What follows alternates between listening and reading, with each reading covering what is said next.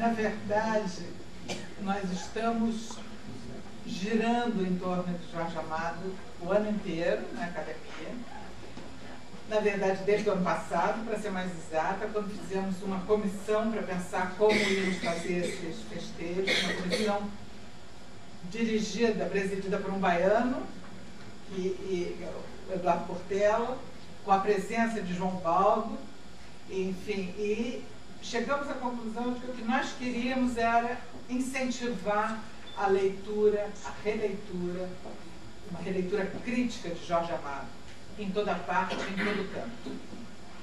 E então, a semana passada, agora na quinta-feira, nós inauguramos lá na academia uma exposição sobre a vida e a obra de Jorge Amado, uma exposição muito bonita, muito bem feita. Nós fomos muito orgulhosos dessa exposição, porque ela está muito completa. Contamos com uma ajuda fantástica da Fundação Casa Jorge Amado, justamente com um empréstimo, cedendo fotos maravilhosas, e toda a exposição está muito bem articulada pelo poeta Alexei Bueno e o nosso museólogo da academia. Então isso nós já fizemos lá, já houve uma conferência sobre Jorge Amado. Vamos ter outras atividades, uma atividade de atores e atrizes lendo trechos de Jorge Amado mais no fim do ano. E além disso, nós incentivamos a que se fizessem releituras de Jorge Amado em diferentes cidades do mundo. Nós fomos fazendo parcerias com universidades. Então fizemos na Sorbonne e depois em Londres, na British Library, na Biblioteca Britânica, com o apoio da Embaixada Brasileira também. Vamos fazer um outro seminário em Roma em outubro. O Domício vai a Belgrado também para fazer na Sérvia. Vamos ter Salamanca, como ela já falou, João Baldo vai falar em Salamanca. Aliás, em Paris, João Baldo e Nélida Pignon foram. Nélida Pignon e Rouanet foram falar em Paris também. Em Rennes vai ter.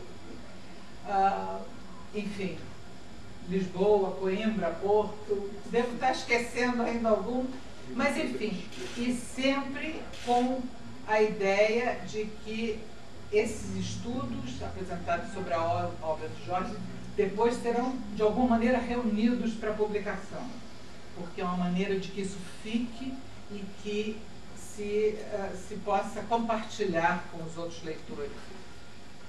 E Miriam, você podia me emprestar o seu guardanapo aqui, porque está muito molhado. Estou aqui falando, mas realmente para continuar na qualidade de presidente da academia este ano, mas também porque em 2005 eu dei um curso monográfico sobre Jorge Amado na Universidade de Oxford.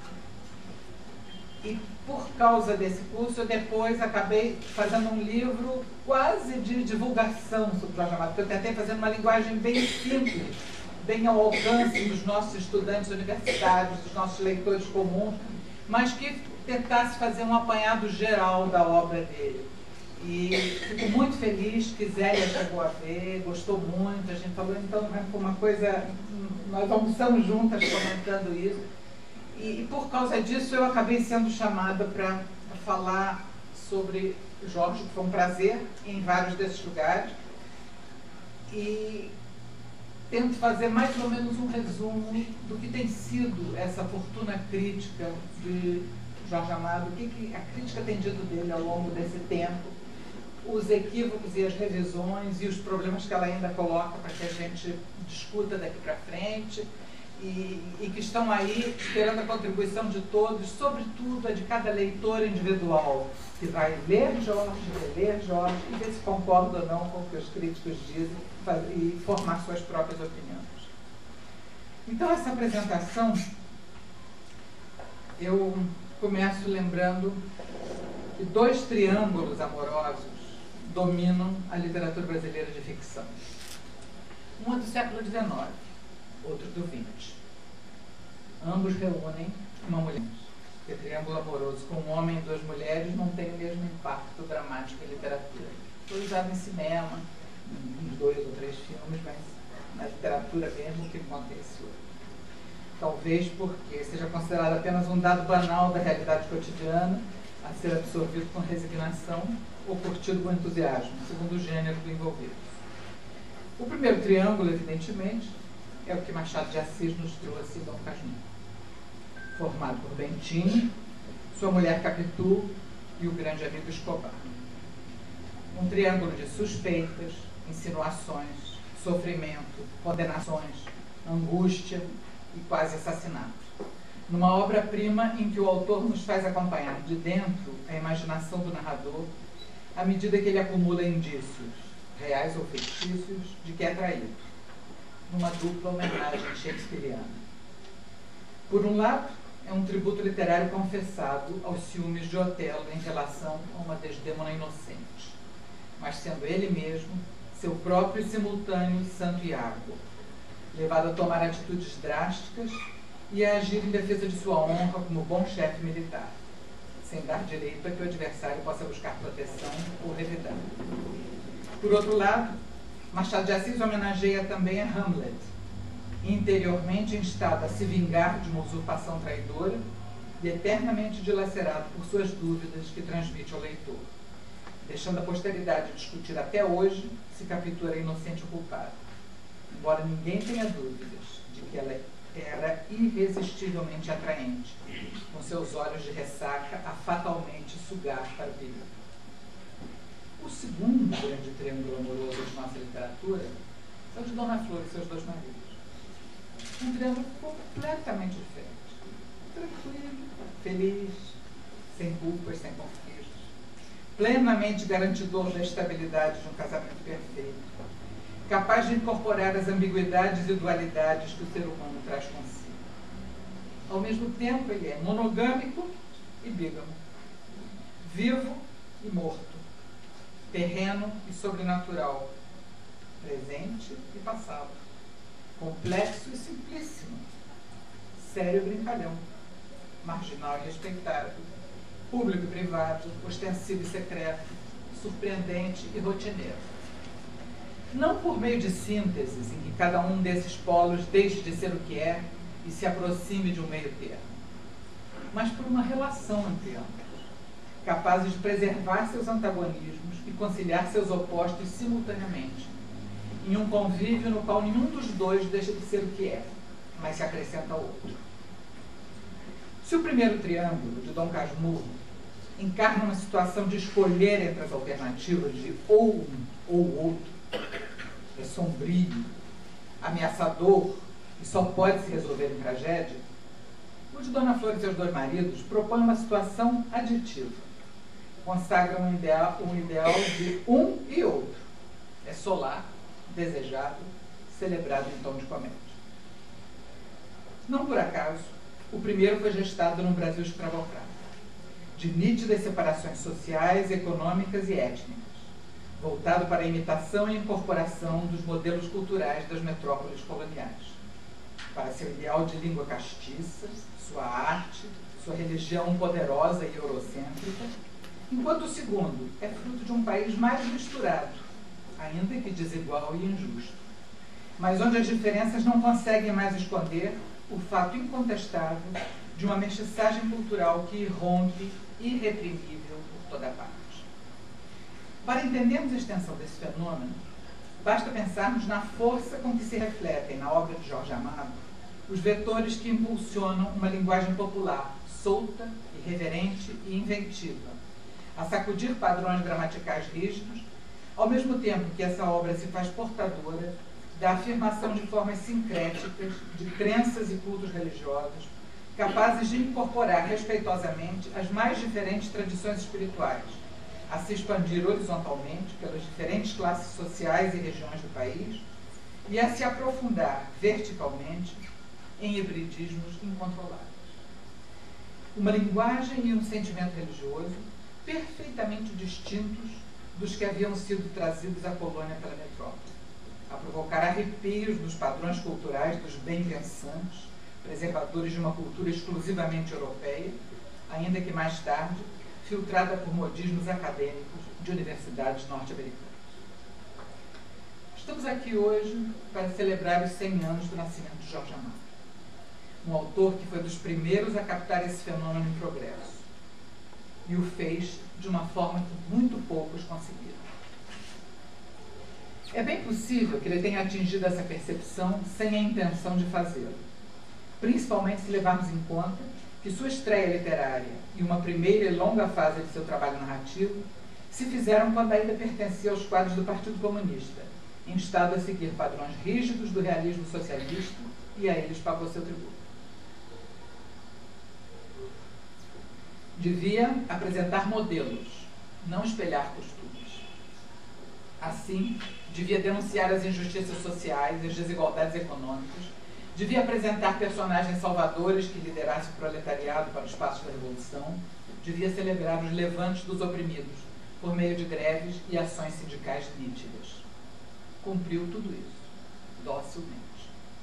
Seus primeiros romances estão repletos de situações e personagens desse tipo. Mesmo nos melhores, como Jubiabá, Mar Morto, Capitães de Areia, Terras do Sem Fim, volta e meia encontramos situações claramente construídas por receitas vindas de fora, segundo clichês dos romances de massa recomendados pela ideologia partidária, em discursos nos quais se somam constrangedores lugares comuns. Mas igualmente podemos perceber a força de realidade que desde o início tem nessas narrativas os personagens populares que ele conhece de dentro, com a empatia absoluta que ele tem por direito de convivência e afeto num universo que é também o seu. E se em Jubiabá ele critica o pai de santo que dá nome ao livro, como alienado, politicamente incapaz de perceber as forças em choque durante as lutas sindicais, quase como um nefasto responsável por anestesiar as massas com o religioso óbvio do povo, nesse romance também fica evidente que o autor não deixa de respeitá-lo como sábio incorporador das tradições profundas dos pajés indígenas e dos orixás africanos. Porque Jorge Amado conhecia isso por dentro. Não era um visitante eventual dessa cultura, mas a vivenciava no cotidiano. Daí que mesmo quando tinha o projeto intencional de fazer um romance realista socialista, acabava também contando uma história baiana, retratando as relações culturais complexas da sociedade em que se moviam seus personagens. Fazia isso apesar de si mesmo, pela pura entrega com que se deixou levar pelo seu ambiente cultural, do qual se fez porta-voz a partir de uma integração pessoal e amorosa com sua gente. Nem sempre foi bem recebido. Conseguiu ser, ao mesmo tempo, um autor de muito sucesso e um alvo de críticas ferozes. Vale a pena examinar um pouco mais de perto essa fortuna crítica, de modo a que possamos acompanhar a trajetória dessas décadas da recepção do que escreveu e possamos observar eventuais distorções que se refletiram na imagem que hoje temos dele, algumas vezes sem o ler, ou tirando conclusões de leituras parciais feitas fora do contexto, ou ainda academicamente tentando pedir que seu texto entregasse ao crítico um produto literário que nunca esteve presente no pacto implícito estabelecido entre ele e o leitor. Esse contrato latente e indispensável que preside a toda a literatura. Um primeiro aspecto que chama a nossa atenção é a extraordinária popularidade que a obra de Jorge Amado gozou entre os leitores, que não se explica apenas pela difusão que obteve no mundo inteiro graças à máquina bem azeitada do Partido Comunista. Ao lado de alguns poucos escritores da época, como Érico Veríssimo e Monteiro Lobato, e mais tarde a geração de extraordinários cronistas que escreveram na imprensa, como Rubem Braga e Fernando Sabino, Amado foi um dos grandes responsáveis pela criação de um público leitor brasileiro. Leitores gulosos que se encantaram com os textos desses autores e sempre queriam mais. No caso de Jorge Amado, esse público fiel e entusiasta, avidamente o manteve durante muito tempo como nosso mais popular romancista, procurando seguir seus últimos lançamentos, suas empolgantes histórias de personagens fascinantes em situações que dava gosto acompanhar. Para alguns estudiosos, como o francês Pierre Rivard, numa época em que as vanguardas do modernismo paulista enfrentavam obstáculos para fluir em seus caminhos para o público, foi justamente essa popularidade fácil de Jorge Amado a responsável por um primeiro movimento de má vontade quase ressentida para com o escritor. Esse ressentimento meio invejoso se somaria aos equívocos gerados pelas escolhas político-partidárias do autor baiano. Num primeiro momento, quando foi membro do Partido Comunista, era visto com desconfiança pelos setores conservadores. Em seguida, ao se afastar do partido nos anos 50, por passar a ser considerado quase um traidor e apóstata por vários de seus antigos companheiros. Nem sempre, porém, viam expressas com clareza essas razões para o negativismo com que alguns setores encaravam sua obra. Talvez, em algum caso, nem mesmo fossem conscientes. Em outros, podiam ser mascaradas com facilidade por argumentos aparentemente mais objetivos. Entre esses, alguns dos mais fortes se alinharam no terreno da linguagem. Sem dúvida, a obra de Jorge Amado se afastava dos padrões bem falantes da gramática portuguesa e desafiavam os modelos da língua castiça. E aqui vale a pena lembrar que, etimologicamente, o adjetivo castiço tem a ver com casta, uma classe social fechada, a que se pertence por nascença e da qual não se consegue sair. Não é de admirar que a linguagem do romancista rejeitasse qualquer uso cultural consagrado nesse campo. Usando termos populares, construções gramaticais do falar cotidiano, empregando palavrões, dando foros literários a um léxico africano ou híbrido, Jorge Amado realizou na prática e em larga escala os ideais que o modernismo brasileiro tanto defendera no sentido de valorizar uma linguagem nacional. Mas essa ruptura com os moldes beletristas não se fez sem encontrar resistências dentro da universidade e nos setores mais diretamente ligados a uma presença institucional portuguesa, sobretudo fora do Brasil, ainda que nem sempre essa oposição fosse claramente dirigida à linguagem amadiana. Com frequência, tais restrições vinham também associadas a críticas de outras influências populares em sua narrativa, como o folhetim, a literatura de cordel, o melodrama, matrizes tradicionais das narrativas orais brasileiras. E passou-se a cobrar da narrativa de Jorge um apego a moldes eruditos ou a meandros intertextuais e psicológicos que ele não se propunha a fornecer a seus leitores, nem era o que o público ia buscar na recepção de seus textos. Nesse sentido é que costumo lembrar que o pacto implícito de seus livros com os leitores não se firmava em cima de tais promessas, mas é justamente pela negativa em cumpri-las que, por vezes, ele tem sido muito cobrado. Com o tempo, porém, sua linguagem oralizante foi deixando de ser um problema característico. Até mesmo porque inúmeros seguidores dessa vertente aberta por ele e Érico Veríssimo consagraram um falar brasileiro e coloquial em nossa literatura. Paralelamente, seus recursos narrativos foram se sofisticando. A multiplicação de seus títulos foi também abrindo o leque de temas abordados. Mas a crítica inicial deixou suas marcas, sobretudo quando textos publicados em jornais num determinado momento foram depois reunidos em livro, sem qualquer preocupação com a contextualização ou com um novo olhar em perspectiva. Com essa mudança, o que antes era um simples comentário de ocasião passou a ser um julgamento definitivo, informando obras de referência posteriores, transmitindo essa visão a outras gerações que, em sua maioria, nem sequer leram os textos que geraram as críticas. As revisões contemporâneas sobre a obra de Jorge Amado estão começando a levar esse fenômeno em consideração e hoje já nos ajudam a fazer uma crítica da crítica.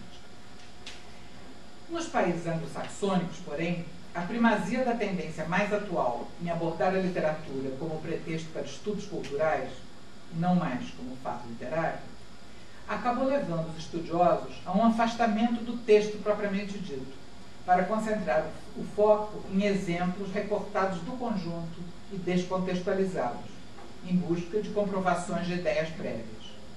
Surgem então outras leituras, agora jamais preocupadas com questões de etnia e de gênero. Nas questões de gênero, iludidos pelo recorrente estereótipo da mulata jovem, sem filhos, que aliás é uma coisa que poucos reparam, bonita, cheirosa e sensual, que povoa os romances amadianos, Por vezes, os estudos deixam de lado dois aspectos que mereciam ser considerados.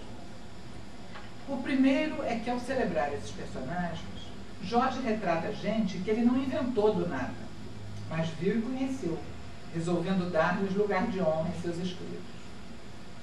O segundo é que, mesmo no caso mais emblemático, o de Gabriela Cravo Canela, o que o autor retrata é mais complexo do que uma leitura apressada se limita a ver. Assim, por exemplo, é inegável em nossa literatura com grande força a noção de personagens femininas que reconhecem as sensações de seus próprios corpos e a intensidade de seus desejos. Gabriela não é apenas objeto do desejo dos homens, ou uma vítima, ou uma ingênua sonhadora, como a maioria das personagens femininas que caracterizavam nossa literatura, mas um ser livre que assim deseja permanecer, para fazer as suas próprias escolhas sem submissão ao casamento. Ao mesmo tempo, o livro retrata a evolução de costumes daquela sociedade, numa linhagem feminina que vai mudando. De início, o romance relembra a história de Ofenísia, que vivera no século XIX, foi impedida pelo irmão de manifestar seu amor e acaba morrendo de desgosto pela impossibilidade desse amor platônico e proibido. Em seguida, já no exato momento em que começa o livro, 1925, vemos o desfecho da história de Sinhazinha, esposa do coronel Jesuíno, flagrada em adultério e morta a tiros pelo marido, só de meias feitas, ao lado do amante, bem de acordo com a moral da época. A vítima é a culpada, o assassino é o justiceiro. No capítulo seguinte, porém, surge Glória, outra mulher, amante teuda e manteuda de outro coronel, Coriolano, encerrada como prisioneira na casa da cidade, à espera de quando ele venha da fazenda.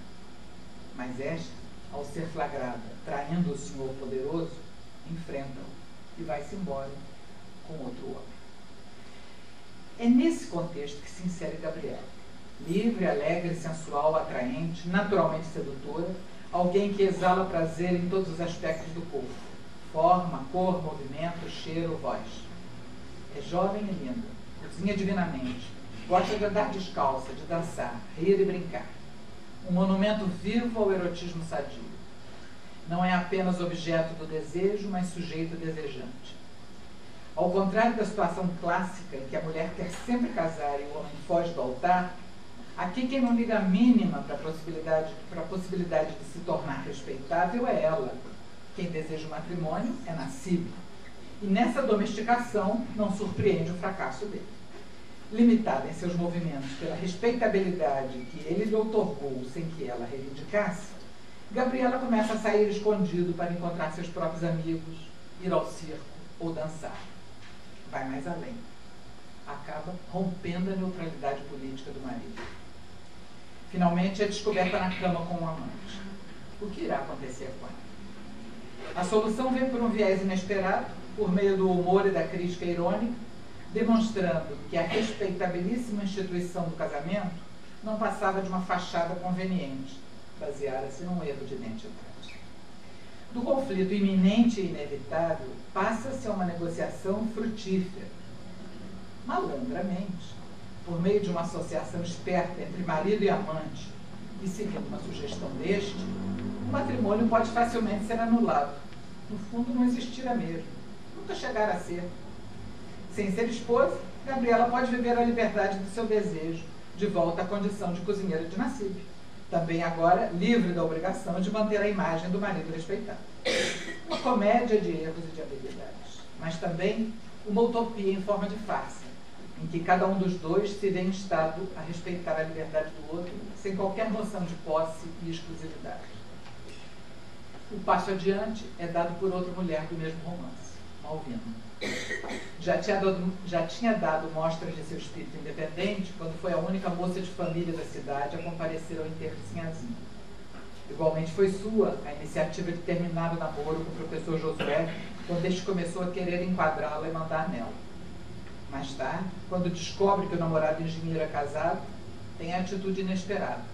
Larga o sujeito, enfrenta o pai e decide ir para São Paulo viver sozinho e trabalhar para se manter. Aponta um caminho feminino ainda não trilhado.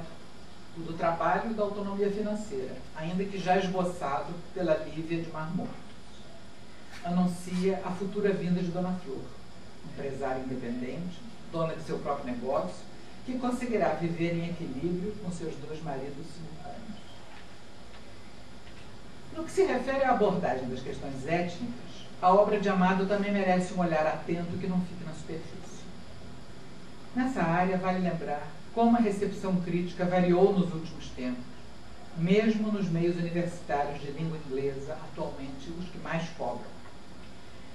Na década de 60, Gregory Grabassa, ex-professor da Universidade de Colômbia e autor de O Negro na Ficção Brasileira, não teve nenhuma dificuldade em reconhecer que é de Jorge Amado, entre aspas, o melhor retrato dos negros da Bahia e dos estados vizinhos. Todos os romancistas da região, juntos, não chegam a dar uma parte de sua visão panorâmica dessa existência. Fecha aspas. Outros autores, como David Brookshaw ou David Haberly, e porta-vozes dos movimentos de militância negra, preferem lamentar a naturalidade com que Jorge Amado aceita o que seria uma corrosão advinda da mestiçagem, enquanto valorizam mais a pureza étnica, defendendo a manutenção da separação, ainda que flexibilizada. Justificam tal posição com o argumento de que vem como uma necessidade a afirmação de uma identidade até então prejudicada pela história. Nesse caso, não há dúvidas de que a obra de Jorge Amado tem tudo para despertar críticas. O que ele quer não são identidades puras, mas a soma das diferenças. Como bem sintetiza Eduardo de Assis Duarte aqui presente, que vocês vão ouvir no decorrer desse curso, entre aspas, em Tenda dos Milagres, ocorre, em paralelo ao discurso da elevação da raça negra, um elogio à miscigenação e ao cadinho cultural brasileiro. Em certa medida, tributário das teses de Gilberto Freire relativas à democracia racial. É um tópico polêmico, a requerer, por sua complexidade, um outro estudo, mas que não deixa de estabelecer uma tensão entre a representação identitária da raça negra na obra amadiana e a visão que hoje têm os defensores de uma negritude íntegra em sua fidelidade à pureza original africana. Fecha aspas. Um tópico polêmico, é verdade, não há como não concordar com Eduardo. Mas também uma questão crucial na utopia amadiana, em que a transformação social tem suas raízes na dinâmica da cultura popular e na intertessitura de um pluralismo de contribuições. O matiz é sutil, mas merece destaque em nome da honestidade intelectual. Jorge Amado não está pregando em sua obra uma mestiçagem apenas física, nem tampouco fazendo uma celebração adocicada das violências sexuais de senhores contra escravas, culminando numa mulatice pitoresca, ou em suas continuações e permanências sob diversas formas na sociedade brasileira contemporânea. Ele fala de outra coisa. O romancista baiano parte da constatação de nossa evidente e inegável mistura étnica, para então discernir a mestiçagem cultural como um traço essencial de nossa identidade. Sua utopia defende a abolição do domínio exercido pelo erudito sobre o popular.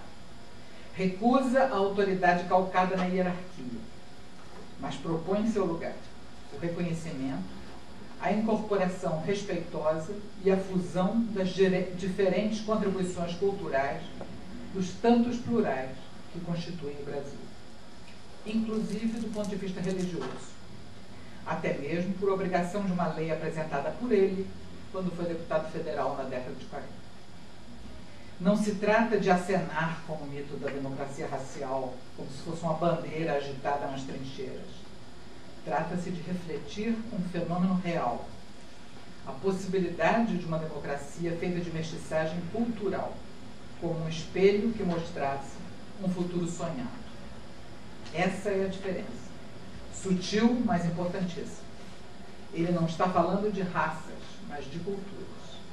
É dessa visão que se constrói no autor o que Rita Oliveira e Godet chama de projeto identitário, baseado na mescla de elementos culturais diversos que se interpenetram e se transformam, criando algo novo.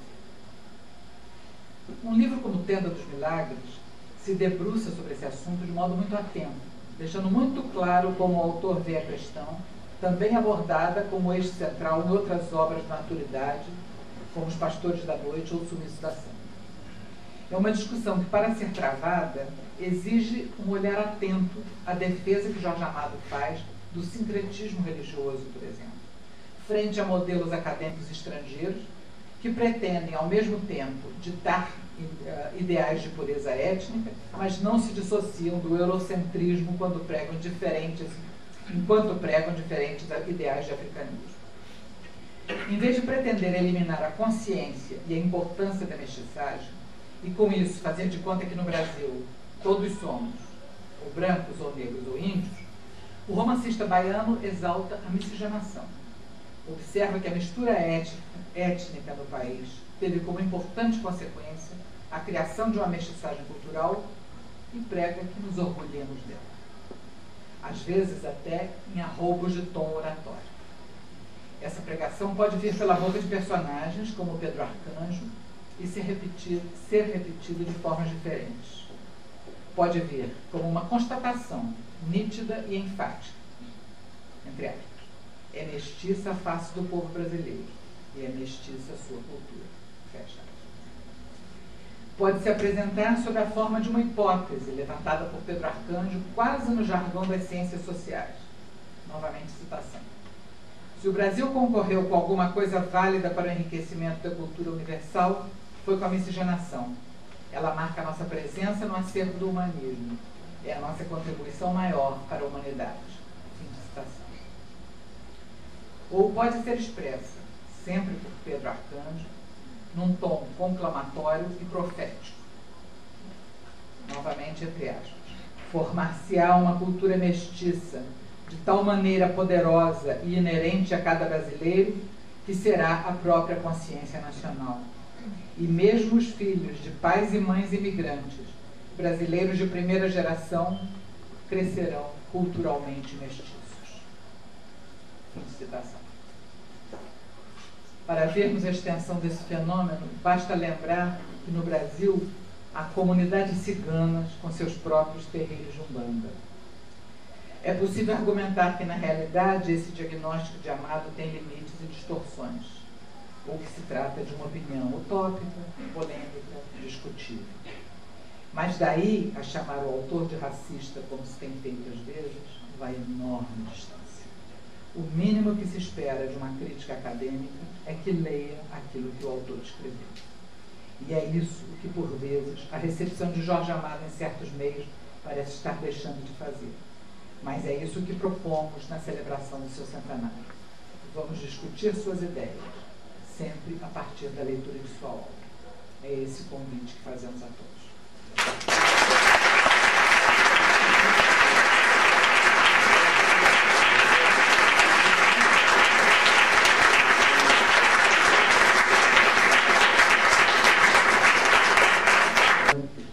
Nós teremos aqui neste auditório, às 17 horas, o depoimento do acadêmico Murilo Melo Filho. E após uma mesa redonda, 100 anos, Escrevendo o Brasil, da qual participarão Domício Proença Filho, Eduardo Assis Duarte, Paloma Jorge Amado, sob a coordenação da professora e acadêmica Evelina Rosa. As nossas homenagens desta noite a Jorge Amado se desdobram na inauguração da placa Biblioteca Jorge Amado, e dessa forma será nomeada a partir desta noite a nossa biblioteca. Sobre o que foi dito aqui, eu quero dizer que em 1937, 1.600 e poucos livros de Jorge foram incinerados ali onde hoje é a Escola de Aprendizes de Marinheiros, pelo Exército, por ação da ditadura Vargas. O que nós estamos fazendo hoje, mais de 200 milhões de livros vendidos em todo o mundo depois de tudo que se disse sobre Jorge Amado, ainda é tentar incinerar o desconhecimento sobre a obra de Jorge. Mantemos nesta casa há quase 30 anos o curso anual sobre Castro Alves. E todos os anos temos alguma coisa muito nova e muito interessante a dizer sobre Castro Alves. Não tem nenhuma dúvida de que daqui a 30 anos, depois de fazermos este curso todos os anos, ainda diremos muita coisa sobre Jorge Amado. Convido todos os senhores para a inauguração da nossa biblioteca, Jorge Amado. Agradeço a presença de todos. Está encerrada a sessão.